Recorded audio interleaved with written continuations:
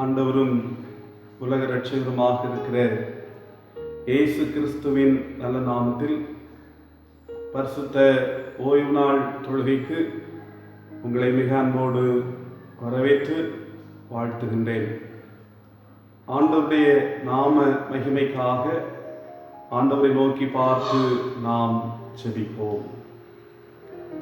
நேற்றும் இன்றும் என்றும் மாறாதவராக இருக்கிற அன்பும் இரக்கமும் நிறைந்த நல்ல ஆண்டவரே, கிருபையாக நீர் எங்களை பாதுகாத்து எங்களை பராமரித்து வருகின்ற உம்முடைய அன்புக்காக, உம்முடைய மேலான இரக்கங்களுக்காக நாங்கள் உம்மை துதிக்கிறோம்.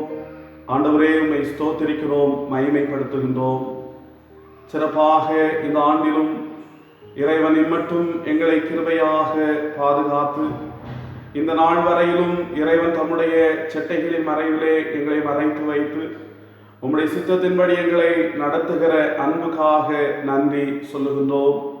விசேஷமாக மே மாதத்தினுடைய முதல் பரிசுத்த நாளை நாங்கள் காணவும், இந்த வலைவழி மூலமாக இணைந்து எங்கள் இல்லங்களில் இருந்து ஆண்டவரை ஆராதிக்கவும், கடவுளை மட்டும் எங்களுடைய வாழ்க்கையில் போதுமானவராக இருப்பதை நினைத்து உமக்கு நன்றி சொல்லவும், தொடர்ந்து உம்முடைய ஆற்றலை நாங்கள் பெற்றுக்கொள்வதற்காக உம்மிடம் மன்றாடவும், இந்த தொழுகையில் இணைந்து கடவுளை ஆராதிக்கவும் இறைவன் எங்களுக்கு கொடுக்கின்ற இந்த வாய்ப்புக்காக நன்றி சொல்லுகிறோம். இந்த ஆராதனையை ஆண்டவர் ஆசீர்வதித்தருளும். ஆராதனையின் ஒவ்வொரு பகுதிகளையும் எங்களுக்கு நன்மையாக தாரும். இதில் இணைந்து பங்கு பெறுகின்ற எல்லா மக்களையும் ஆண்டவர் ஆசீர்வதிப்பீராக. இல்லங்களிலிருந்து ஆவியோடும் உண்மையோடும் கருத்தோடும் உம்மை நாங்கள் தேடுவதற்கு, உம்மை ஆராதிப்பதற்கு ஆண்டவர் கிருபை தாரும். உலகம் சந்தித்துக் கொண்டிருக்கின்ற தீமையான சூழ்நிலைகள் மாற்றப்பட வேண்டும் என்றும் உம்மிடம் மன்றாடுகின்றோம். எல்லா மக்களுடைய வாழ்க்கையிலும் உம்முடைய தேவ சமாதானம், விடுதலை கடந்து வர வேண்டும் என்றும் ஜெபிக்கின்றோம்.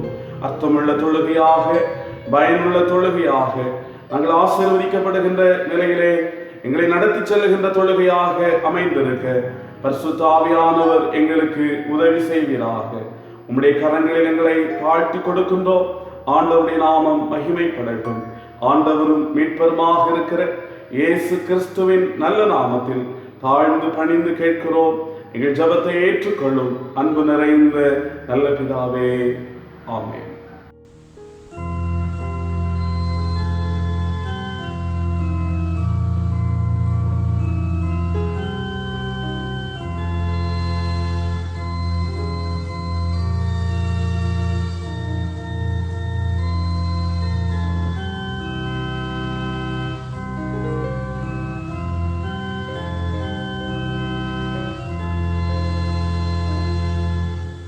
Thank you.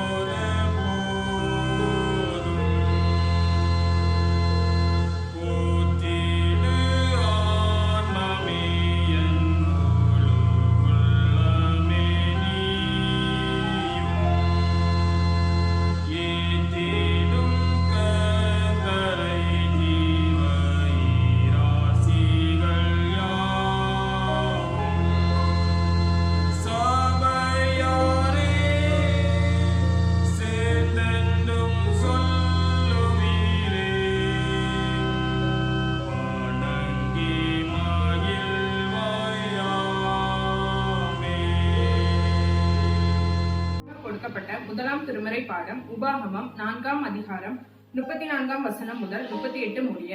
உபாகமம் 4ஆம் அதிகாரம் 34ஆம் வசனம் முதல். அல்லது உங்கள் தேவனாகிய கர்த்தர் எகிப்திலே உங்கள் கண்களுக்கு முன்பாக உங்களுக்கு செய்தபடியெல்லாம் தேவன் அந்நிய ஜாதிகளின் நடுவிலிருந்து ஒரு ஜனத்தை சோதனைகளினாலும் அடையாளங்களினாலும் அற்புதங்களினாலும் யுத்தத்தினாலும் வல்லமையுள்ள கரத்தினாலும் ஓங்கிய புயத்தினாலும் மகா பயங்கரமான செயல்களினாலும் தமக்கென்று தெரிந்து கொள்ள வகை பண்ணினதுண்டோ என்று நீ விசாரித்துப்பார். கர்த்தரே தேவன், அவரை அல்லாமல் வேறொருவரும் இல்லை என்பதை நீ அறியும்படிக்கு இது உனக்கு காட்டப்பட்டது. உன்னை உபதேசிக்கும்படிக்கு அவர் வானத்திலிருந்து தமது சத்தத்தை உனக்கு கேட்க பண்ணி பூமியிலே தமது பெரிய அக்கினியை உனக்கு காண்பித்தார். அக்கினியின் நடுவிலிருந்து உண்டான அவருடைய வார்த்தைகளை கேட்டாய்.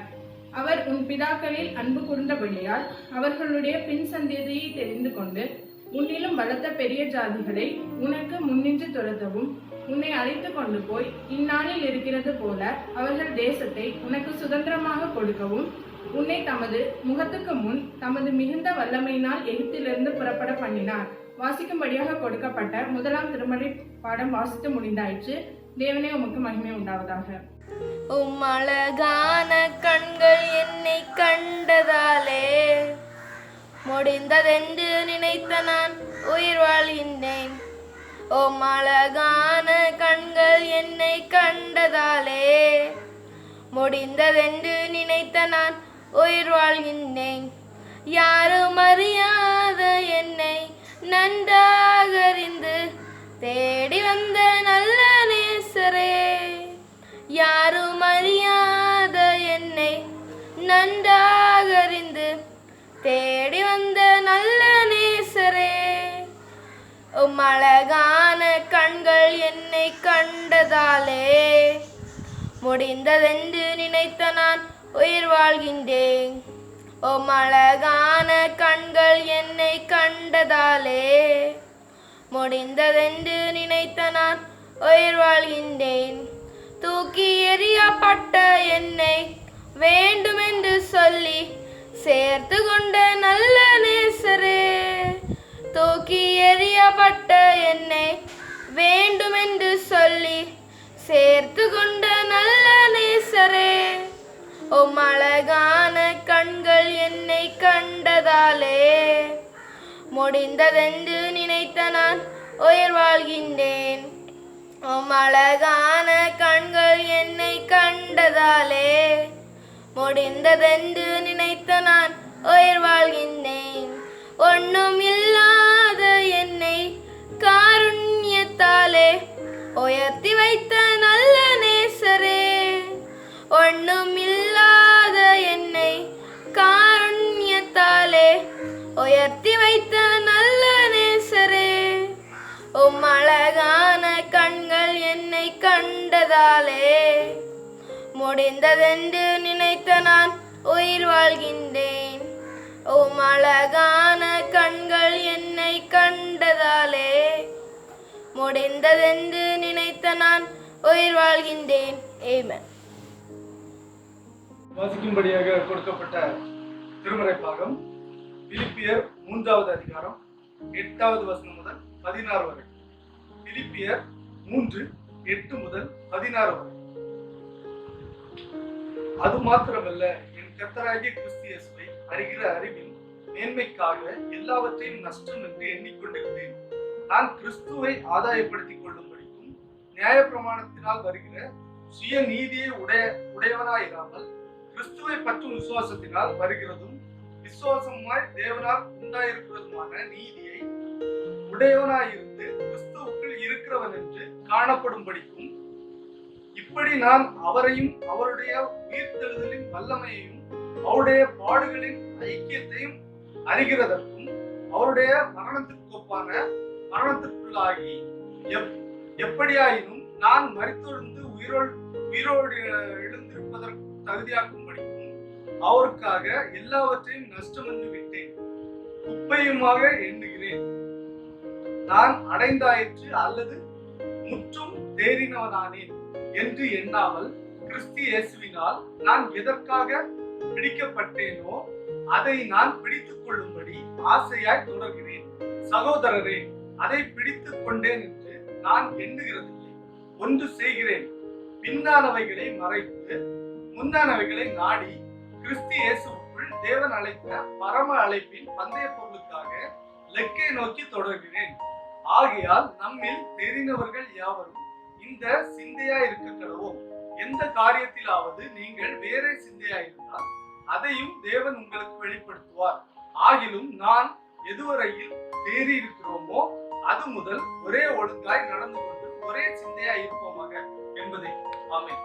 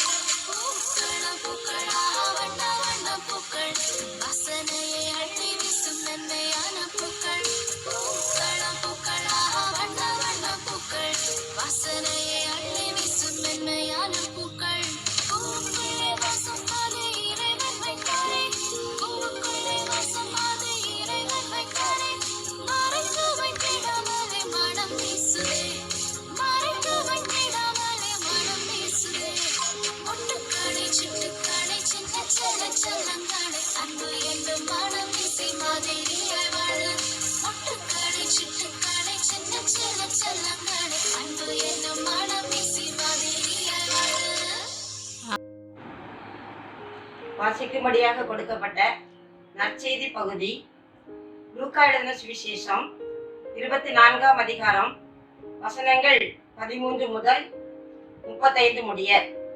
லூக்கா 24:13 முதல் 35 முடிய. அன்றைய தினமே அவர்களில் 2 பேர் எருசலேமுக்கு 7 அல்லது 8 மைல் தூரமான எம்மாவு என்னும் கிராமத்துக்கு போனார்கள். போகையில் இந்த வர்த்தமானங்கள் யாவையும் குறித்து அவர்கள் ஒருவரோடொருவர் பேசிக் கொண்டார்கள்.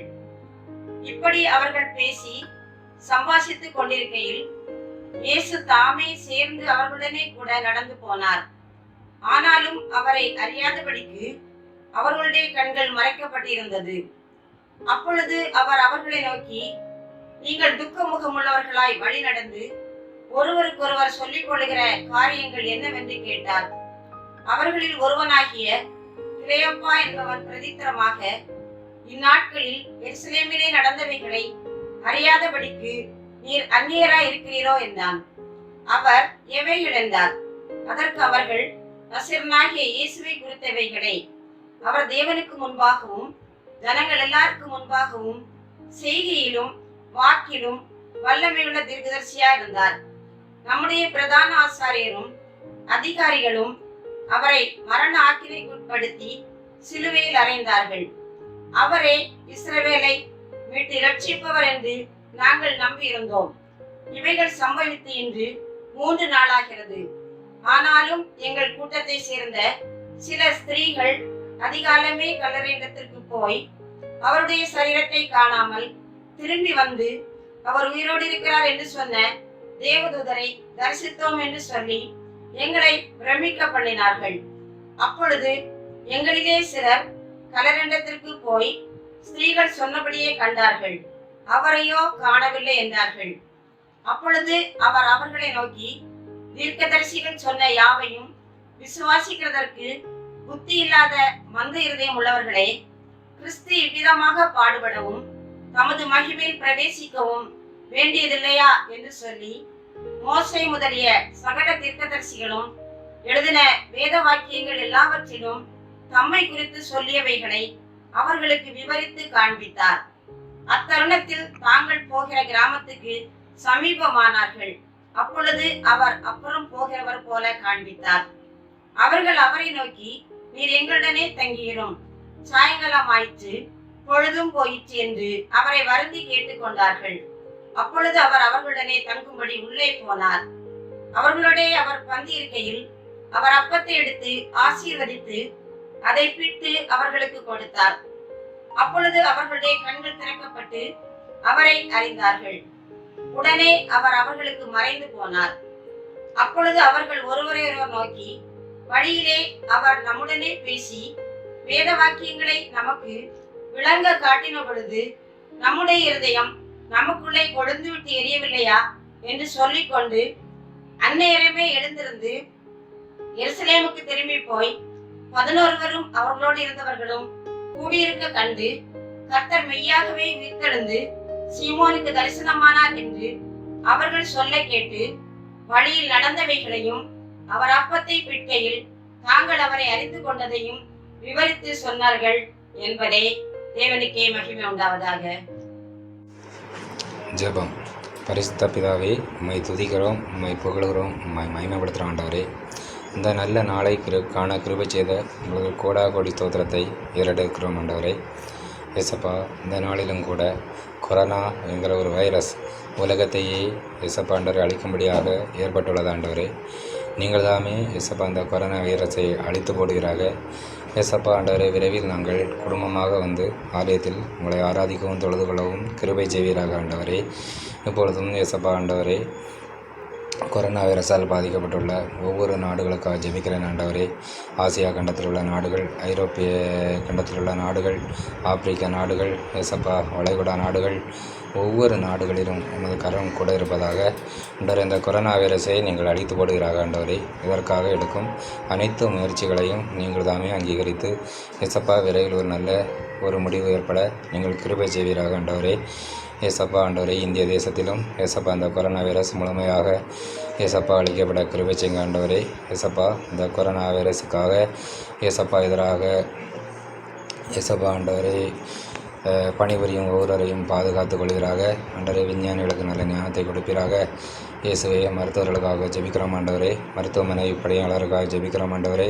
நர்ஸுகளுக்காக ஜெபிக்கிறோம் ஆண்டவரே. ஒவ்வொருவரையும் பாதுகாத்து கொள்கிறாக ஆண்டவரே.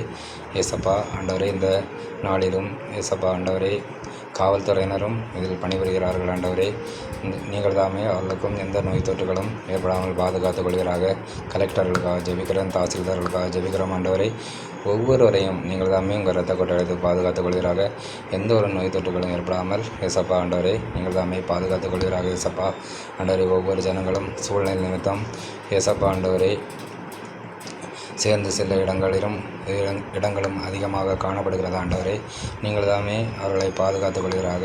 எந்த ஒரு நோய் தொற்றுகளும் இல்லாதபடி பாதுகாத்துக் கொள்கிறாக ஆண்டவரே. மருத்துவமனைகளில் நோயால் வருகிறவர்களுக்கும் போல சுகம் பலனாற்றியும் கொடுப்பீராக. வீடுகளில் இசப்பா தனிமைப்படுத்தப்பட்டுள்ளவர்களை கண்ணோக்கி பாருங்கள் ஆண்டவரே. அவர்களுக்கு எந்த ஒரு மன உளைச்சல்களும் ஏற்படாதிருப்பதாக. அவர்கள் இசப்பா ஆண்டவரை தனிமைப்படுத்தப்பட்டு தான் நோய் இருக்கிறார்களே தவிர அவர்கள் தள்ளி வைக்கப்படவில்லை ஆண்டவரே. அதை அவர்கள் உணர்ந்து எந்த ஒரு மன அழுத்தத்துக்கும் ஆளாகாதபடி பாதுகாத்துக் கொள்கிறார்கள் ஆண்டவரே. ஏசப்பா ஆண்டவரே, எங்கள் திருச்சபைக்காக ஜெபிக்கிறேன் ஆண்டவரே. எங்கள் போதகரை ஆசிரதிங்க, சபை கமிட்டியில் உள்ள ஒவ்வொருவரையும் ஆசிரதிங்க, கிளைச்சங்கங்களை ஆசிரதிங்கப்பா. ஓய்வு நாட் பாடசாலை, கிறிஸ்தவ பக்தி மாரி சங்கம், ஆண்களை சங்கம், பெண்களை சங்கம், ஒவ்வொருவரையும் ஆசிரதிங்க. ஏசப்பா ஒவ்வொரு பொறுப்பாளர்களையும் நீங்கள் தாமே பாதுகாத்துக் கொள்கிறாக. ஏசப்பா ஆண்டவரே, இந்த நிகழ்வை ஏசப்பா ஆண்டவரே வலைதளம் மூலமாக இயேசுவே ஆண்டவரே எல்லாரும் காணும்படியாக ஏற்படுத்தும் கிறிஸ்தவ பக்தி மரிச்சி சங்கத்தை ஆசீர்வதிப்பீராக ஆண்டவரே. எங்கள் திருச்சபையில் ஏசப்பா ஆண்டவரே வெளிநாடுகளில் காணப்படுகிற ஒருவருக்காக ஜெபிக்கிறோம் ஆண்டவரே. அவர்கள் எவ்வளவு மகிழ்ச்சியாக இல்லத்திலிருந்து கிளம்பி சென்றார்களோ அதே மகிழ்ச்சியுடன் வீட்டிலிருந்து உங்களுக்கு நன்றி சொல்ல கிருபை செய்வீராக. அவர்களை பாதுகாத்துக் கொள்வீராக ஆண்டவரே. எங்கள் திருச்சபையில் முதியோர்களுக்காக ஜெபிக்கிறோம் ஆண்டவரே. எந்த பலவீனங்களும் அவர்களை தாக்காதிருப்பதாக. வாலிப பிள்ளைகளுக்காக ஜெபிக்கிறோம் ஆண்டவரே. நீங்கள் தாமே அவர்களை பாதுகாத்துக் கொள்வீராக ஆண்டவரே. ஏசப்பா வேலைக்கான படிப்புகள் ஏசப்பா ஆண்டவரே, எதிர்கால வாழ்வு ஒவ்வொன்றையும் நீங்கள் தாமே பிள்ளைகளுக்கு ஆசீர்வதித்து கொடுப்பீராக. எங்கள் திருச்சபையில் உள்ள சிறு பிள்ளைகளையும் பாதுகாத்துக் கொள்வீராக ஆண்டவரே. ஏசப்பா குறிப்பாக மிஷினரி ஒவ்வொருவருக்காக ஜெபிக்கிறோம் ஆண்டவரை. ஒவ்வொருவரும் ஏசப்பா ஆண்டவரை மனிதர்களை நம்பியல்ல ஆண்டவரை, உண்மையை நம்பி சென்றுள்ளார்கள், வசனத்தை நம்பி சென்றுள்ளார்கள். அவர்களுக்கு ஏற்ற நேரத்தில் உணவு கிடைக்க கிருபை செய்யுங்க. எந்த நோய் தொற்றுகளும் அவர்களை தாக்காதபடி நீங்கள் தாமே பாதுகாத்துக் கொள்வீராக ஆண்டவரே. ஏசப்பா ஆண்டவரே, இன்றும் நாங்கள் இயேசப்பா ஆண்டவரே எதிர்காலத்தை குறித்து எந்த ஒரு பயமும் ஏற்படாதபடிக்கு எங்கள் வேலையை நம்பியுள்ள ஆண்டவரே உண்மையை நம்பி வாழ்கிறோம். நீங்கள் தாமே எங்களை பாதுகாத்து வழிநடத்தி ஆசீர்வதிப்பீராக. இதனால் இயேசப்பா ஆண்டவரே விஞ்ஞானிகள் கணிப்பது போல் எந்த ஒரு இழப்புகளும் ஏற்படாமல் இரட்டிப்பான நன்மையும் ஆசீர்வாதங்களையும் உங்கள் பிள்ளைகளாகி எங்கள் ஒவ்வொருவருக்கும் நீங்கள் தருவீராக. ஆண்டவரே நீங்கள் தாமே இந்த ஜெபத்தை அங்கீகரிக்க வேண்டுமாய் கெஞ்சி கேட்கிறேன் ஆண்டவரே. இயேசுவின் நாமத்தில் கஞ்சி கேட்கிறேன் ஜெபங்கள நாங்கள் நல்ல பிதாவே, ஆமேன். இயேசு நமக்கு கற்றுத்தந்த ஜெபத்தை ஏறெடுப்போம். பரமண்டலங்களில் இருக்கிற எங்கள் பிதாவே, உம்முடைய நாமம் பரிசுத்தப்படுவதாக, உம்முடைய ராஜ்யம் வருவதாக, உம்முடைய சித்தம் பரமண்டலத்தை செய்யப்படுகிறது போல பூமியிலையும் செய்யப்படுவதாக. எங்களுக்கு வேண்டிய ஆகாரத்தை இன்று எங்களுக்கு தாரும். எங்கள் கடனாளிகளுக்கு நாங்கள் மன்னிக்கிறது போல எங்கள் கடன்களை எங்களுக்கு மன்னியும். எங்களை சோதனைக்கு உட்பிரவேசிக்க பண்ணாமல் தீமை நின்று ரசித்துக் கொள்ளும். ராஜ்யமும் வல்லமையும் மகிமையும் என்றென்றைக்கு உம்முடையவைகளே. ஆமென்.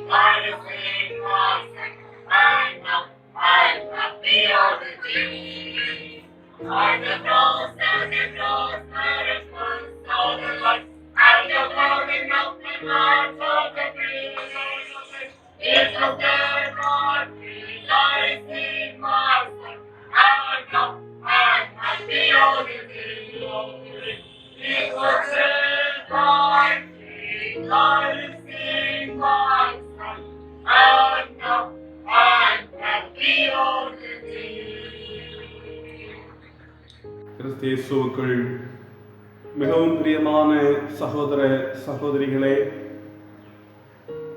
இந்த வலைவழி மூலமாக உங்களை சந்திப்பதிலும் இந்த ஆராதனையை நடத்துவதிலும் கர்த்தருடைய வார்த்தையை பகிர்ந்து கொடுப்பதிலும் மிக்க மகிழ்ச்சி அடைகின்றேன். நாம் சந்தித்துக் கொண்டிருக்கின்ற சூழ்நிலையை நன்கு அறிவோம். கொரோனாவினுடைய பாதிப்புகளினாலே பல மக்கள் இன்னமும் தவித்துக் கொண்டிருக்கின்றார்கள். சரீர சுகம், வாழ்வாதாரத்தினுடைய நிலைகள், இவைகளெல்லாம் மக்கள் எதிர்பார்த்து கொண்டிருக்கின்ற ஒரு காலகட்டம். சில பகுதிகளிலே இதனுடைய தாக்கம் குறைந்து கொண்டிருக்கிறது. கடவுளுக்கு நாம் நன்றி சொல்வோம். இன்னமும் இந்த பாதிப்புக்குள்ளாக இருக்கின்ற மக்கள் விடுதலை அடைய வேண்டும் என்று சொல்லி நாம் ஜெபிப்போம். நாம் கவனமாக அரசு சொல்லுகின்ற வழிமுறைகளை பின்பற்றி ஒரு ஆரோக்கியமான வாழ்வை வாழ்வதற்கு நம்முடைய முயற்சிகளையும் நாம் செயல்படுத்துவோம். இணைந்து ஜெபிப்போம். இந்த தீமை மாறவும் இயல்பு நிலை திரும்பி மக்களுடைய வாழ்க்கை மீண்டுமாக நலம் பெறவும், ஆண்டவருடைய ஆலயத்தில் ஆண்டவரை நாம் இணைந்து ஆராதிக்கின்ற இந்த வாய்ப்பை கடவுள் நமக்கு தரவும் நாம் ஜெபம் செய்வோம். கடவுள் நம்மோடு கூட இருப்பாராக. இந்த பரிசுத்தமான ஓய்வு நாளினுடைய சிந்தனைக்கு ஆதாரமாக லூக்கா நற்செய்தி நூல் 24ஆம் அதிகாரம் 15ஆம் வசனத்தை நான் உங்களுக்காக வாசிக்கிறேன். அவர்கள் பேசி சம்பாஷித்துக் கொண்டிருக்கையில் இயேசு தாமே சேர்ந்து அவர்களுடனே கூட நடந்து போனார். சிந்தனைக்குரிய தலைப்பு அனுதின வாழ்வில் இயேசு கிறிஸ்து. அனுதின வாழ்வில் இயேசு கிறிஸ்து. எருசலேமிலிருந்து ஏறத்தாழ 11 கிலோமீட்டர் தொலைவில் உள்ள எம்மாவு என்று சொல்லுகின்ற ஒரு கிராமத்திற்கு 2 சீடர்கள் நடந்து செல்கின்றார்கள். அவர்களோடு இயேசு இணைந்து கொள்ளுகின்றார். அவர்களோடு அவர் பேசுகின்றார். அவர்களோடு ஆண்டவர் செயல்படுகின்றார். இதுதான் இன்றைய நம்முடைய சிந்தனைக்குரிய பகுதியாக நமக்கு கொடுக்கப்பட்டிருக்கின்றது. இயேசு கிறிஸ்து அனுதின வாழ்க்கையில் இயங்குகின்றார், செயல்படுகின்றார். அவர் அமைதியாக இருக்கிறவர் அல்ல, அவர் எங்கேயோ மறைந்து இருக்கிறவரும் அல்ல. அவர் நம்முடைய அனுதின வாழ்க்கையிலே இணைந்து செயல்படுகின்ற ஆண்டவராக இருக்கிறார். இன்றைய வாழ்க்கையை நாம் கவனிக்கிற போது அனுதின வாழ்க்கையிலே நல்லவர்களும் நல்லவைகளும் செயல்படுகின்றது. நன்மைகள் நடக்கின்றன. நன்மையானவர்களும் நம்முடைய வாழ்வில் இணைந்து செயல்படுகின்றார்கள். ஆனால் அதே சூழ்நிலையிலே தீமைகளும் செயல்படுகின்றது, தீமையானவர்களும் செயல்படுகின்றார்கள். இந்த உலகத்தினுடைய பிசாசும் செயல்படுகின்றது. இவைகளும் இயங்கிக் கொண்டுதான் இருக்கின்றன. ஆனால் நம்முடைய ஆண்டவர் இயேசு கிறிஸ்து அனுதின வாழ்க்கையிலே நம்மோடு அவர் செயல்படுகின்றவர். நல்லவராக அவர் செயல்படுகின்றார். நன்மையை தருகின்றவராக, நன்மை செய்கின்றவராக அவர் செயல்படுகின்றார். அப்போஸ்தலர் 10ஆம் அதிகாரம் 38ஆம் வசனத்திலே பேதுரு சொல்லுகிற போது சொல்லுகின்ற ஒரு வார்த்தை, அவர் நன்மை செய்கிறவராக சுற்றி தெரிந்தார். ஆகவே இயேசு ஒவ்வொரு மனிதனுடைய வாழ்க்கையிலே, அவனுடைய அனுதின வாழ்க்கையிலே நல்லவராக அவர் செயல்பட்டார், இன்னும் செயல்பட்டுக் கொண்டிருக்கிறார். அவர் நன்மை செய்கிறவராக செயல்பட்டார், இன்றும் நன்மை செய்கிறவராக செயல்படுகின்றார், இன்னமும் அவர் செயல்படுவார். ஆகவே இந்த எம்மாவுக்கு சென்ற அந்த 2 சீடர்களுடைய வாழ்க்கையில் ஆண்டவர் எப்படி செயல்பட்டார், உயிர்த்தெழுந்த இயேசு கிறிஸ்து எப்படிப்பட்ட நிலையிலே அவர்களோடு செயல்படுகின்றவராக தன்னை வெளிப்படுத்தினார் என்பதை குறித்து 3 சிந்தனைகளை மிகச் சுருக்கமாக உங்களோடு கூட பகிர்ந்து கொள்ள விரும்புகின்றேன். அனுதின வாழ்க்கையில் ஆண்டவர் இயேசு கிறிஸ்து எப்படி செயல்படுகின்றார்? முதல் சிந்தனை, இயேசு கிறிஸ்து உடன் வருகின்றார். இயேசு கிறிஸ்து உடன் வருகின்றார். லூக்கா 24ஆம் அதிகாரம் 15ஆம் வசனத்தில் நாம் கவனிக்கிற போது இயேசு தாமே சேர்ந்து அவர்களுடனே கூட நடந்து போனார். அவர்களுடனே கூட நடந்து போனார். இந்த 2 சீடர்களும் நடந்து போகின்றார்கள். 11 கிலோமீட்டர் தூரத்தினுடைய பயணம் அது. அவர்கள் கால்நடையாக நடந்து போகின்றார்கள். இயேசுவும் அவர்களோடு நடந்தே போகின்றார். இங்கே சொல்ல விரும்புகின்ற கருத்து என்னவென்றால், தம்முடைய பிள்ளைகளோடு இயேசுநாதர் உடன் வருகின்றவராக இருக்கிறார். அவர்களுடைய வாழ்வோடு தன்னை இணைத்துக் கொள்ளுகின்றவராக ஆண்டவர் இயேசு கிறிஸ்து இருக்கிறார் என்பதுதான் மிக அழுத்தமாக சொல்லப்படுகின்ற உண்மை. இயேசுநாதருடைய பிறப்பின் போது அவருக்கு சொல்லப்பட்ட ஒன்று, அவரை குறித்து சொல்லப்பட்ட ஒன்று இம்மானுவேல். இம்மானுவேல் என்பதற்கு தேவன் நம்மோடு இருக்கிறார் என்ற அர்த்தம். உண்மையாக நம்மோடு கூட இருக்கிறவர் ஆண்டவர் இயேசு கிறிஸ்து. நம்மோடு கூட செயல்படுகின்றவர் ஆண்டவர் இயேசு கிறிஸ்து. நம்முடன் வருகின்றவர் ஆண்டவர் இயேசு கிறிஸ்து. இயேசுநாதர் சொல்லுகின்ற போது மத்தேயு 28:20 தன்னுடைய சீடர்களிடத்திலே ஆண்டவர் சொல்லுகின்றார், இந்த உலகத்தின் முடிவு பரியந்தம் சகல நாட்களிலும் நான் உங்களுடனே கூட இருக்கிறேன். நான் சகல நாட்களிலும் உங்களோடு கூட இருக்கிறேன். அர்த்தம் என்ன? உங்களோடு நான் இருப்பவர், உங்களோடு கூட நான் செயல்படுகின்றவர், உங்களோடு கூட நான் வருகின்றவர் என்பதுதான் அந்த வசனத்தினுடைய அர்த்தமாக இருக்கின்றது. சகல நாட்களிலும் சகல சூழ்நிலைகளிலும் நான் உங்களோடு கூட வருகின்றேன். நான் தூரமாக தொலைவிலே நிற்பவராக அல்ல, நான் உங்களை விட்டு எங்கேயோ மறைந்திருக்கிறவராக அல்ல, ஏதோ ஒரு கனவு போல செயல்படுகின்றவராக அல்ல, உங்களோடு உடன் வருகின்றவர் நான் என்று சொல்லி இயேசு கிறிஸ்து அந்த இடத்திலே சொல்லுகின்றதை நாம் கவனிக்கிறோம். மனிதனுடைய வாழ்க்கையை நீங்கள் கவனித்து பாருங்கள். மனிதனுடைய வாழ்வோடு உடன் வருகிறோம் என்று சொல்லுகின்றவர்கள் பல நேரங்களிலே முதல் பகுதியிலேயே அவர்கள் நம்மை விட்டு சென்று விடுவார்கள், விட்டு விடுவார்கள். சில நேரங்களில் நம்முடைய வாழ்க்கையினுடைய இடைவெளியிலே நம்மை விட்டு விடுவார்கள். சில நேரங்களில் கடைசி நேரத்திலே நம்மை விட்டு விடுவார்கள். ஆகவே நம்முடைய வாழ்க்கையினுடைய பல பகுதிகளில் நம்மை விட்டு விட்டு செல்லுகின்ற மனிதர்கள் தான் இந்த உலகத்தில் இருக்கின்றார்கள். உறவுகள் தான் இந்த உலகத்திலும் இருக்கின்றது. ஆனால் ஆண்டவர் நம்முடைய வாழ்க்கையிலே அவர் கடைசி வரைக்கும் நம்மோடு உடன் வருகின்றவராக இருக்கிறார். அன்றாட வாழ்க்கையினுடைய மேடு பள்ளங்களிலே, இன்ப துன்பங்களிலே, வாழ்க்கையினுடைய கடினங்களிலே, வாழ்க்கையினுடைய சவால்களிலே, வாழ்க்கையினுடைய சோதனைகளிலே நம்முடன் வருகின்றவராக ஆண்டவர் இயேசு கிறிஸ்து இருக்கின்றார். எவ்வாறு ஒரு நிழல் ஒரு மனிதனை பின்பற்றி அவனோடு கூட வருமோ, அவனோடு இணைந்து அவன் செல்லுகிற இடத்திலெல்லாம் அவனை சார்ந்து கொண்டு வருமோ, அதே போல ஆண்டவர் நம்மோடு கூட வருகின்றவர் என்பதை வேதம் நமக்கு சொல்லுகின்றது. கிறிஸ்துவுக்குள் அருமையானவர்களே, அந்த எம்மாவூருக்கு சென்ற சீடர்களோடு இயேசுநாதர் உடன் செல்கின்றவராக இருந்தார். இன்னும் நம்முடைய வாழ்க்கையிலே நம்மோடு கூட வருகின்றவராக ஆண்டவர் இயேசு கிறிஸ்து இருக்கிறார்.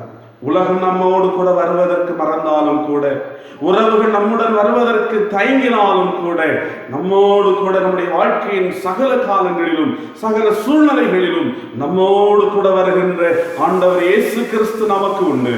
ஆகவே எதை குறித்தும் நாம் கலங்கி விடாதபடிக்கு, எதை குறித்தும் நாம் பயந்து விடாதபடிக்கு, ஆண்டவரே என்னோடு கூட வாரும், என்னுடைய வாழ்க்கையின் பயணத்தில் என்னோடு கூட நீர் கடந்து வாரும், என்னுடைய வாழ்க்கையினுடைய ஒவ்வொரு நாளிலும் ஒவ்வொரு நிமிடத்திலும் நேரத்திலும் என்னுடைய வாழ்க்கையோடு நீர் இணைந்து செயல்படும், என்னுடன் வாரும் என்று சொல்லி அவரை அழைப்பதற்கு, அவரை பிடித்துக் கொள்வதற்கு நாம் அழைக்கப்படுகிறோம். நிச்சயமாக அனுதின வாழ்க்கையிலே ஆண்டவர் இயேசு கிறிஸ்து செயல்படுகின்றார். இரண்டாவதாக சொல்ல விரும்புகின்ற சிந்தனை என்னவென்றால், லூக்கா 24:17 நீங்கள் கவனித்து பாருங்கள். அவர் அவர்களை நோக்கி, நீங்கள் துக்க முகமுள்ளவர்களாய் வழி நடந்து ஒருவருக்கொருவர் சொல்லிக் கொள்ளுகிற காரியங்கள் என்னவென்று கேட்டார். இயேசுநாதர் அனுதின வாழ்க்கையில் செயல்படுகின்றார் என்று நான் குறிப்பிட்டேன். ஒன்று, அவர் உடன் வருகின்றார். இரண்டாவது சொல்லப்படுகின்ற செய்தி என்னவென்றால், அனுதின வாழ்க்கையிலே இயேசு கிறிஸ்து விசாரிக்கின்றவர். இயேசு இங்கே சீடர்களிடத்திலே நடந்து கொண்டு செல்கின்றார். அமைதியாக அவர் இருக்கவில்லை. அவருடைய உரையாடலை கவனித்துக் கொண்டிருக்கின்ற இயேசு கிறிஸ்து இப்பொழுது அந்த சீடர்களிடத்திலே விசாரிக்கிறார். ஏன் உங்களுடைய முகத்திலே ஒரு துக்கம் வெளிப்படுகின்றது? ஏன் நீங்கள் துக்க முகமுள்ளவர்களாய் நீங்கள் நடந்து கொண்டு சென்று கொண்டிருக்கிறீர்கள்? நீங்கள் ஒருவரோடு ஒருவர் எதை பேசிக் கொண்டு வருகின்றீர்கள்? என்ன பேசிக் கொண்டிருக்கிறீர்கள்? உங்கள் உரையாடல் என்ன என்று சொல்லி இயேசு கிறிஸ்து அந்த சீடர்களிடத்திலே விசாரிக்கிறார். அவருடைய நிலை என்ன, அவருடைய உரையாடல் என்ன என்பதை பற்றி விசாரிக்கிறவராக ஆண்டவர் இயேசு கிறிஸ்து இருப்பதை நாம் கவனிக்கிறோம். அருமையானவர்களே, நம்முடைய ஆண்டவர் நம்மை விசாரிக்கிறார். நம்முடைய வாழ்க்கையினுடைய நிலைகளை விசாரிக்கிறவர், நம்முடைய வாழ்க்கையினுடைய சூழ்நிலையை விசாரிக்கிறவர். அதையெல்லாம் அவர் தெரிந்து எப்படி என்னுடைய பிள்ளைகள் வாழ்ந்து கொண்டிருக்கிறார்கள், எப்படி என்னுடைய பிள்ளைகள் செயல்பட்டுக் கொண்டிருக்கிறார்கள், அவருடைய நிலை என்ன, அவருடைய சூழ்நிலை என்ன, அவருடைய வாழ்க்கை எப்படிப்பட்டதாக இருக்கிறது என்பதை பற்றி விசாரிக்கிற, அன்போடு விசாரிக்கிற, கரிசனையோடு விசாரிக்கிற ஒரு ஆண்டவராக இயேசு கிறிஸ்து இருக்கிறார். இந்த உலகத்திலே மனிதன் இன்னொருவரை விசாரிப்பதற்கு பல நேரங்களிலே மறந்து போகின்றார்கள். ஏன்? தகப்பன் தாயை பிள்ளைகள் விசாரிக்க மறந்து விடுகின்றார்கள். உடன்பிறப்புகளை ஒருவருக்கொருவர் விசாரிப்பதற்கு மறந்து போகின்றார்கள். உறவுகள் ஒருவரை ஒருவர் விசாரிப்பதற்கு, நலமறிவதற்கு, அவருடைய சூழ்நிலையை அறிந்து கொள்வதற்கு மறந்து போகின்ற ஒரு காலகட்டத்திலே நாம் வாழ்ந்து கொண்டிருக்கிறோம். ஒருவேளை சில நேரங்களிலே உறவுகளோ அல்லது மனிதர்களோ ஒருவரை ஒருவர் விசாரித்தாலும் கூட அந்த விசாரிப்பிலே பல நேரங்களில் அது போலிகள் இருந்து கொண்டிருக்கின்றது. உண்மை என்பது இன்று மறைந்து போய் கொண்டிருக்கின்ற ஒரு காலம், அன்பு தனிந்து போய் கொண்டிருக்கின்ற ஒரு காலம். அப்படிப்பட்ட ஒரு விசாரிப்பு இந்த உலகத்தில் நடந்து கொண்டிருக்கிறது. ஆனால் ஆண்டவராகிய இயேசு கிறிஸ்துவை பற்றி அங்கே திருமறையிலே நாம் கவனிக்கிறோம். பேதுரு சொல்லுகிற போது 1 பேதுரு 5ஆம் அதிகாரம் 7ஆம் வசனத்திலே அவர் உங்களை விசாரிக்கிறவர் ஆனபடியால் கவலைகளை எல்லாம் அவர் மேல் வைத்து விடுங்கள். ஆம், ஆண்டவர் இயேசு கிறிஸ்து உங்களை விசாரிக்கிறவர். ஆகையால் நீங்கள் கவலைப்பட வேண்டிய அவசியமில்லை. அவர் மீது நீங்கள் உங்களுடைய பாரத்தை வைத்து விடுங்கள். அவர் மீது உங்களுடைய கவலைகளை வைத்து விடுங்கள். அவரிடம் உங்களுடைய கவலைகளை, பாரங்களை நீங்கள் சொல்லிவிடுங்கள் என்று அங்கே பேதுரு ஆலோசனை கொடுப்பதை நாம் பார்க்கிறோம். கிறிஸ்துவுக்குள் அருமையானவர்களே, உலகம் நம்மை விசாரிப்பதற்கு மறந்தாலும், உலகம் நம்மை விசாரிப்பதற்கு தயங்கினாலும், தவறினாலும் கூட நம்முடைய ஆண்டவர் அனுதின வாழ்க்கையிலே ஒவ்வொரு நாளும் நம்முடைய வாழ்க்கையை குறித்து விசாரித்து அறிந்து கொள்ளுகின்ற, விசாரித்து தெரிந்து கொள்ளுகின்ற நம்முடைய ஆண்டவராக அவர் இருக்கிறார். செயல்படுகின்ற கடவுளாக அவர் இருக்கிறார். அன்பு நிறைந்த கடவுளாக நம்முடைய வாழ்க்கையிலே அவர் இருக்கிறார் என்பது உண்மை. ஆகவே விசாரிக்கிற ஆண்டவரை நாம் பெற்றிருக்கிறோம் என்பதை புரிந்து கொண்டவர்களாக, ஆண்டவரே நீ ஒவ்வொரு நாளும் விசாரியும் சுவாமி, என்னை ஒவ்வொரு நாளும் என்னுடைய தேவைகளை விசாரித்தருளும், ஒவ்வொரு நாளும் என்னுடைய வாழ்க்கையுடைய சூழ்நிலைகளை விசாரித்தறிந்து என்னுடைய வாழ்விலே நீ செயல்படும் என்று சொல்லி ஆண்டவருடைய சமூகத்திலே நம்மை தாழ்த்தி நம்முடைய கருத்து நம்மை ஒப்புக் கொடுப்போமானால் நிச்சயமாக அவர் நம்முடைய வாழ்க்கையை விசாரித்து நம்முடைய வாழ்வை அவர் நடத்தி செல்வார், செயல்படுவார் என்பது உண்மையான ஒரு காரியம் என்பதை நாம் புரிந்து கொள்வதற்காக அழைக்கப்படுகின்றோம். 3வது சிந்தனை, உயிர்த்தெழுந்த ஆண்டவர் இயேசு கிறிஸ்து நம்முடைய அனுதின வாழ்க்கையில் செயல்படுகின்றார் என்பதை நாம் சிந்திக்கும் பொழுது அவர் உடன் வருகின்றவர் மட்டுமல்ல, விசாரிக்கிறவர் மட்டுமல்ல, 3வது அவர் வலிமை கொடுக்கிறார். நம்முடன் வருகின்றார், அவர் வலிமை விசாரிக்கிறவராக இருக்கின்றார், அதே நேரத்திலே வலிமை கொடுக்கிறவராக அவர் செயல்படுகிறார். 24ஆம் அதிகாரம் 32, 30 வசனங்களை நாம் கவனித்துக் கொள்கிற போது அறிந்து கொள்ளுகின்ற ஒன்று, அவர்கள் ஒருவரை ஒருவர் நோக்கி வழியிலே அவர் நம்முடனே பேசி வேத வாக்கியங்களை நமக்கு விளங்க காட்டின பொழுது நம்முடைய இருதயம் நமக்குள்ளே கொழுந்து விட்டு எரியவில்லையா என்று சொல்லிக் கொண்டார்கள். ஒரு பந்தியில் இருக்கையில் அவர் அப்பத்தை எடுத்து ஆசீர்வதித்து அதை விட்டு அவர்களுக்கு கொடுத்து என்று சொல்லி வேணும் சொல்லுகிறார். 2 காரியங்கள். ஒன்று, அவர் அவருடைய வாழ்விலே தேவையான உணவை அவர்களுக்கு கொடுக்கின்றார். இன்னொன்று, அவருடைய வாழ்க்கையினுடைய மனம் நொந்து போயிருக்கின்ற போது வேத வார்த்தைகளை அவர்களுக்கு விவரித்து காண்பிக்கின்றார். பசித்து போயிருக்கிற சூழ்நிலையிலே உணவு கொடுத்து அவருடைய சரீரத்தை ஆண்டவர் வலிமைப்படுத்துகின்றார். அதே நேரத்திலே மனம் நொந்து போயிருக்கின்றார். அவருடைய நம்பிக்கை தகர்ந்து போய்விட்டது. அவர்கள் சொல்லுகின்றார்கள், இஸ்ரவேலை மீட்டு ரட்சிப்பவர் இயேசு கிறிஸ்து என்று சொல்லி நாங்கள் நம்பியிருந்தோம். ஆனால் எங்களுடைய நம்பிக்கை எல்லாம் தகர்ந்து போய்விட்டது.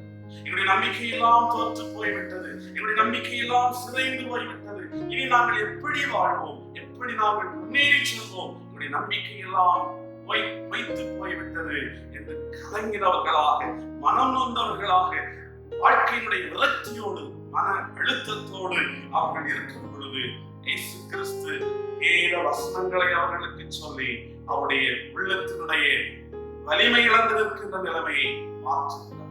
வேதம் சொல்லுகிறது, தேவனுடைய ஒவ்வொரு வார்த்தையும் நம்மை பிழைக்க செய்கிறது, அது நம்மை உயிர்ப்பிக்க வல்லமை உள்ளது என்பதை வேதம் நமக்கு சொல்லுகின்றது. ஆண்டவர் இயேசு கிறிஸ்துவும் வேத வசனங்களை அவர்களுக்கு விவரித்து சொல்லி அவருடைய மனதை வலிமைப்படுத்தினார். கிறிஸ்துவுக்கு அருமையானவர்களே, உடலிலும் உள்ளத்திலும் நாம் சோர்ந்து போயிருக்கிறோமோ, ஆண்டவர் நம்மை வலிமைப்படுத்துவதற்கு வல்லமை உள்ளது. அவர் நம்முடைய வாழ்க்கையினுடைய தேவைகளை நமக்கு தந்து நம்முடைய அனுதின வாழ்க்கையை நம்மை பலப்படுத்துவதற்கு அவர் வல்லமை உள்ளது. நம்முடைய வாழ்க்கை நம்முடைய வேத வார்த்தைகளை நமக்கு சொல்லி, மகனே நான் உன்னோடு இருக்கிறேன், பயப்படாதே, நான் உனக்கு துணை நிற்கிறேன், உன்னை என் உள்ளம் கையிலே நான் மறைந்திருக்கிறேன், உன்னை நான் விலக மாட்டேன், உன்னை கைவிட மாட்டேன் என்று சொல்லி ஆண்டவர் நம்மோடு கூட இருக்கிறவராக, நம்முடன் செயல்படுகின்றவராக ஆண்டவர் இருக்கிறார் என்பது உண்மை என்பதை நாம் புரிந்து கொள்வதற்காக அழைக்கப்படுகின்றோம். கிறிஸ்துவுக்குள் மிகவும் பிரியமானவர்களே, ஆண்டவர் இயேசு கிறிஸ்து நம்முடைய வாழ்க்கையிலே அவர் வலிமை கொடுக்கிறவராக இருக்கிறார் என்பது உண்மை. ஆகவே இந்த பரிசுத்த ஓய்வு நாளிலே ஆண்டவருடைய சமூகத்திலே அவருடைய பரிசுத்தமான பிரசன்னத்தை உணர்ந்தவர்களாக, அவரை தேடுகிற மக்களாகிய நாம் ஒவ்வொருவரும் ஆண்டவரை நோக்கி பார்ப்பதற்கு, ஆண்டவரை பிடித்துக் கொள்வதற்கு நாம் அழைக்கப்படுகிறோம். ஆண்டவர் நம்முடைய வாழ்க்கையிலே உடன் வருகின்றவர். ஆண்டவர் நம்முடைய வாழ்க்கையிலே விசாரிக்கிறவர். ஆண்டவர் நம்முடைய வாழ்க்கையிலே வலிமை கொடுக்கிறவர் என்பதை நாம் புரிந்து கொண்டவர்களாக அனுதின வாழ்க்கையில் நம்மோடு செயல்படுகின்ற ஆண்டவர் நமக்கு உண்டு. அனுதின வாழ்க்கையில் நம்மோடு கூட செயலாற்றுகின்ற இறைவன் நமக்கு உண்டு. எதை குறித்து நாம் கலங்கி விடாதபடிக்கு அவரோடு கூட நம்மை இணைத்துக் கொள்வோம். அவருடைய பாதங்களை நாம் பிடித்துக் கொள்வோம். அவரோடு கூட நம்மை இணைத்து, ஆண்டவரே என்னோடு கூட இருந்து, என்னோடு கூட இருந்து செயல்படும், நான் உம்மை பிடித்துக் கொள்கிறேன், நீ மாத்திரம் எனக்கு போதும், நீ போதும் என்று சொல்லி அவரை பிடித்துக் கொண்டவர்களாக, அவரோடு நம்முடைய ஐக்கியத்தை வைத்துக் கொண்டவர்களாக நாம் இருப்பதற்கு அழைக்கப்படுகிறோம். கிறிஸ்துவுக்குள் அருமையானவர்களே, இந்த உலகத்தில் நாம் சந்தித்துக் கொண்டிருக்கிற இந்த சூழ்நிலைகளை நாம் நன்கு அறிவோம். ஆண்டவருடைய சமூகத்தை நம்மை தாழ்த்தி ஒப்புக் கொடுப்போம். நம்முடைய வாழ்க்கையில் செயல்படுகின்ற இயேசு கிறிஸ்து நமக்கு உண்டு என்று சொல்கின்ற உணர்வோடு அவரை பிடித்துக் கொள்வோம். அவரை நம்முடைய வாழ்க்கையை தஞ்சமாக அண்டிக் கொள்வோம். மட்டுமல்ல, நம்முடைய சகோதர சகோதரிகளுக்கு, நம்மோடு கூட இருக்கின்ற மக்களுக்கு ஆண்டவர் இயேசு கிறிஸ்துவை அன்பை பற்றி சொல்லுவோம்.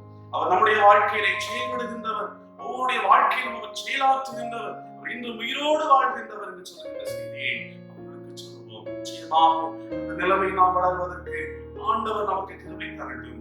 ஆண்டவர் தாமே இந்த வார்த்தைகள் மூலமாக ஒவ்வொருவரையும் ஆசீர்வதித்து பாதுகாப்பதாக, பலப்படுத்துவாராக. ஆண்டவருடைய கிருபை நம் அனைவரோடு இருப்பதாக. வானத்தையும் பூமியையும் காணப்படுகிறதும் காணப்படாததுமான எல்லாவற்றையும் படைத்தவராயிருக்கிற சர்வ வல்லமையுள்ள பிதாவாகிய ஒரே கடவுளை விசுவாசிக்கிறேன். ஒரே கர்த்தருமாய் கடவுளுடைய ஒரே பேரான குமாரனுமாயிருக்கிற இயேசு கிறிஸ்துவையும் விசுவாசிக்கிறேன்.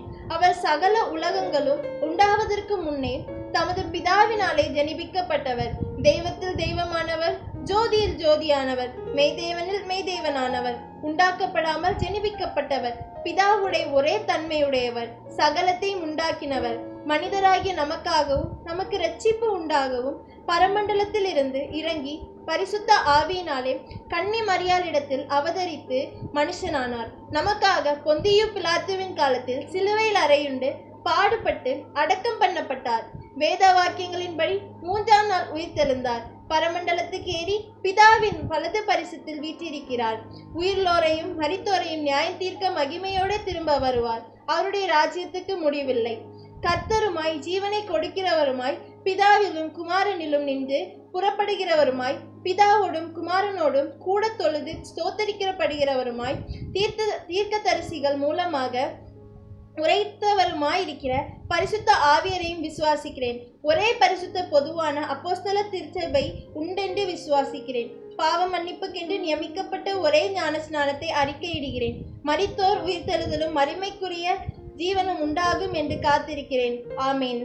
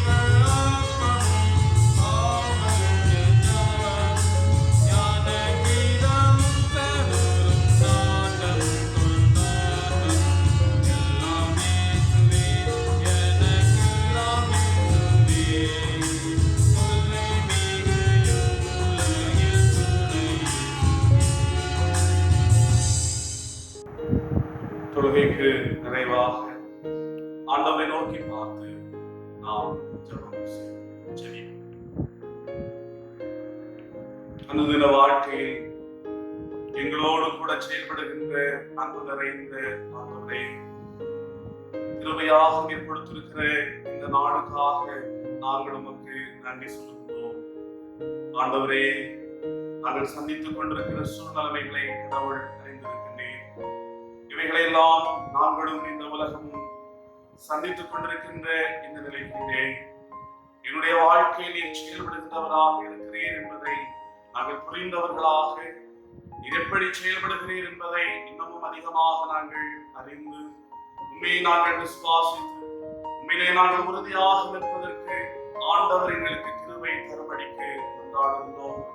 நீர் எங்களுடைய வாழ்வில் உடன் வருகின்றவர், எங்களை விசாரிக்கிறவர், எங்களுக்கு வலிமை கொடுக்கிறவர் என்பதை எம்மாவூருக்கு சென்ற சீடர்களினுடைய வாழ்வியல் மூலமாக நாங்கள் சிந்திப்பதற்கு ஆண்டவர் அனுக்கிரகம் செய்தீர். ஆண்டவரே, உம்முடைய வார்த்தைகளை கேட்ட நாங்கள் எங்களுடைய வாழ்க்கையில் நீர் செயல்படுகிறீர் என்பதை புரிந்தவர்களாக, உம்மை உறுதியாக நாங்கள் பிடித்துக் கொள்ளத்தக்கதாக, எங்களுடைய வாழ்க்கைக்கு ஆண்டவர் இயேசு கிறிஸ்து போதும் என்று சொல்லுகிற நிலைமையிலே எங்களை முழுவதுமாய் கர்த்தருடைய சமூகத்திலே அர்ப்பணித்து ஆண்டவரை இறுக பிடித்துக் கொள்ளத்தக்கதாக கர்த்தரே எங்கள் எல்லாருக்கும் கிருபை தரும்படியாக நாங்கள் ஜெபிக்கிறோம். ஆண்டவரே, இந்த வலைமொழி மூலமாக உம்முடைய வார்த்தைகளை கேட்கின்ற எல்லா மக்களையும் ஆண்டவர் ஆசீர்வதிப்பீராக. இந்த ஆராதனையிலே இணைந்து கடவுளை ஆராதிக்கின்ற எல்லா மக்களையும் ஆண்டவர் ஆசீர்வதிக்க வேண்டும் என்று ஆண்டவரை நாங்கள் ஜெபிக்கிறோம். எங்களுடைய திருச்சபைக்காக, திருச்சபையினுடைய சபைக்குழுவுக்காக, எங்களுடைய திருச்சபையினுடைய சபை மக்களுக்காக கடவுளுக்கு நன்றி சொல்கின்றோம். எல்லாரையும் ஆண்டவர் பாதுகாத்துக் கொள்ளும், எல்லாரையும் ஆண்டவர் ஆசீர்வதித்தருளும்.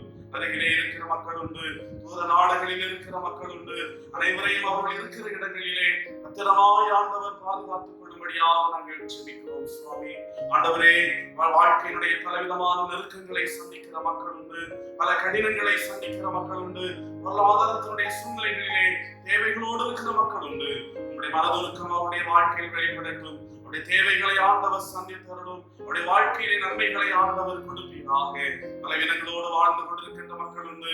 ஆண்டவருடைய கல்வாரி தழும்புகள் உள்ள கரங்கள் அவர்களுக்கு நேராக நீட்டப்படுத்தப்படும்படியாக, உங்களுடைய வார்த்தைகள் அவர்களை வலிமைப்படுத்தும்படியாக நாங்கள் ஜெபிக்கிறோம். கிருபை அவர்களை தாங்கட்டும், பலம் கொடுப்பீராக, சுகம் கொடுப்பீராக. ஆண்டவரே, இரக்கமுள்ள நல்ல தகப்பனே, ஆண்டவரே, எங்களுடைய கிராமத்து மக்களுக்காக, சுற்றிலும் வாழ்ந்து கொண்டிருக்கிற ஒவ்வொரு மக்களுக்காக கடவுளுக்கு நன்றி சொல்லுகின்றோம். எல்லாரையும் ஆண்டவர் ஆசீர்வதித்தருளும். எங்களுடைய தெளிந்த திருச்சபைக்காக, எங்களுடைய குமரி பேராயத்திற்காக, எங்களுடைய பேராயத்திற்காக நன்றி சொல்லுகிறோம். ஆண்டவரே, எங்களுடைய பேராயத்தில் கடவுள் தந்திருக்கிற திருச்சபைகளுக்காக, ஒவ்வொரு போதகர்களுக்காக, திருச்சபை மக்களுக்காக, ஆண்டவரே, எங்களுடைய குமரி மாவட்டத்திற்காக, எங்களுடைய நீரேசத்திற்காக நாங்கள் ஜெபிக்கிறோம். எல்லா நிலைமையிலும் சுவாமி ஒரு இயல்பு நிலை திரும்புவதற்கு ஆண்டவர் கிருபை தாரும். விடுதலையோடு ஆண்டவரை பரிசுத்த ஆலயத்தில் நாங்கள் ஆராதிப்பதற்குரிய நல்ல வாய்ப்புகளை கர்த்தர் ஏற்படுத்தி கொடுக்கும்படியாக ஆண்டவரை நாங்கள் ஜெபிக்கிறோம். உலக நாடுகளுக்காக நாங்கள் ஜெபிக்கிறோம். ஆண்டவரே, குறிப்பாக இந்த கொரோனாவினுடைய பாதிப்புக்குள்ளாக இருக்கின்ற எல்லா மக்களுடைய விடுதலைக்காக நாங்கள் ஜெபிக்கிறோம். இந்த பாதிப்புக்குள்ளாக இருக்கின்ற மக்கள் விரைவாக விடுதலை பெற்றுக் கொள்ளவும், சுகத்தோடு அவர்கள் வாழவும் தக்கதான ஒரு கிருபை கர்த்தர் கொடுக்க வேண்டும் என்று நாங்கள் ஜெபிக்கிறோம். அவர்களுக்கு கொடுக்கப்படுகிற சிகிச்சைகள், அவர்களுக்கு கொடுக்கப்படுகின்ற ஒவ்வொரு மருந்துகள், அவர்களுக்கு கொடுக்கப்படுகின்ற உணவு எல்லாவற்றையும் கர்த்தர் பலன் கொடுக்கிறதாக ஆண்டவர் அமைத்துக் கொள்வீராக. இந்த நோயினுடைய தாக்கம் குறையத்தக்கதாகவும், இந்த வைரஸினுடைய பரவல் தடுக்கப்படத்தக்கதாகவும், ஆண்டவருடைய இரக்கம் வெளிப்படத்தக்கதாகவும் ஜெபிக்கிறோம். ஆண்டவரே, தகப்பனே, மருத்துவத்துறையிலே பணி செய்கின்றவர்கள், சுகாதாரத்துறையிலே பணி செய்கிறவர்கள், தூய்மை பணியிலே ஈடுபட்டுக் கொண்டிருக்கின்றவர்கள், காவல்துறையிலே தங்களுடைய பணிகளை செய்து கொண்டிருக்கின்றவர்கள், அரசு தலைவர்கள், அதிகாரிகள் எல்லாருக்காக நாங்கள் ஜெபிக்கிறோம். ஞானத்தோடு ஆண்டவரே, நம்முடைய பிள்ளைகள் செயல்படத்தக்கதாக, உங்களுடைய பலனையும் பாதுகாப்பையும் பெற்றுக் கொள்ளத்தக்கதாக ஆண்டவர் கிருபை செய்வீராக. எந்த தீங்குகளும் அவர்களை அணுகிவிடாதபடிக்கும் ஆண்டவருடைய கிருபை அவர்களோடு கூட இருக்கட்டும். ஆண்டவரே, தகப்பனே, வாழ்வாதாரங்களை இழந்து நிற்கிற மக்கள் உண்டு, பொருளாதாரத்திலே பாதிக்கப்பட்டு அனுதின வாழ்க்கையில் என்ன செய்வோம் என்று எண்ணிக் கொண்டிருக்கிறவர்கள் உண்டு. அவர்களுக்குரிய காரியங்கள் நிறைவேற்றப்படத்தக்கதாக, உடைய தேவைகள் சந்திக்கப்படத்தக்கதாக ஆண்டவர் நீர் கிருபை செய்வீராக. உடைய பரிசுத்தமான கரங்களில் எங்களை தாழ்த்து நாங்கள் ஒப்புக் கொடுக்கிறோம். ஆண்டவரே, இந்த புதிய மாதத்தை நாங்கள் பிரவேசித்திருக்கிறோம். இந்த மாதம் முழுவதும் உடைய கிருபை எங்களை தாங்கட்டும். மீண்டும் ஒரு விடுதலையினுடைய சூழலை நாங்கள் பெற்றுக் கொள்ளத்தக்கதாக ஆண்டவரை எங்களுக்கு அனுக்கிரகம் செய்ய வேண்டும் என்று நாங்கள் மன்றாடுகிறோம். சுவாமி, வீட்டிலிருந்த ஆண்டவராக எங்களோடு கூட வாழுகின்ற ஆண்டவர் இன்னும் எங்களுடைய வாழ்க்கையை செயல்படுகிறவராக செயல்பட வேண்டும் என்று மன்றாடுகிறோம். சுவாமி, எங்களுடைய குற்றங்கள் குறைகள் எல்லாவற்றையும் மன்னிப்பீராக. இந்த தொழுகையிலே இணைந்து நடத்தின ஒவ்வொருவரையும் ஆண்டவர் ஆசீர்வதித்தருளும். பொறுப்போடு இதனை செய்த ஒவ்வொருவரையும் கர்த்தர் ஆசீர்வதிப்பீராக. ஆண்டவரை இதிலே பங்கெடுத்த எல்லா மக்களையும் கடவுள் ஆசீர்வதித்தருளும். தொடர்ந்து நம்முடைய நல்ல நாமம் மகிமைப்படட்டும். அனைத்து மக்களுக்கும் நன்மை செய்கிறவராக, நன்மையை வழங்குகின்றவராக, அனுதின வாழ்க்கையில் செயல்படுகின்றவராக ஆண்டவர் செயல்படுவீராக. உடைய கிருபை, உடைய இரக்கம் எல்லாருடைய வாழ்க்கையிலும் வெளிப்படட்டும். ஒரு விடுதலை, சமாதானத்தை, ஒரு சுகத்தை நாங்கள் பெற்றுக் கொள்வதற்கு ஆண்டவர் எங்களுக்கு கிருபை செய்கிறார். சகல துதி கன மகிமை அனைத்தையும் ஒருவருக்கே செலுத்துகிறோம். ஆண்டவர் மீட்பெருமாக இருக்கிற இயேசு கிறிஸ்துவின் நல்ல நாமத்தில் ஜெபிக்கிறோம். ஜெபம் ஏற்றுக்கொள்ளும் அன்பு நிறைந்த நல்ல பிதாவே, ஆமென்.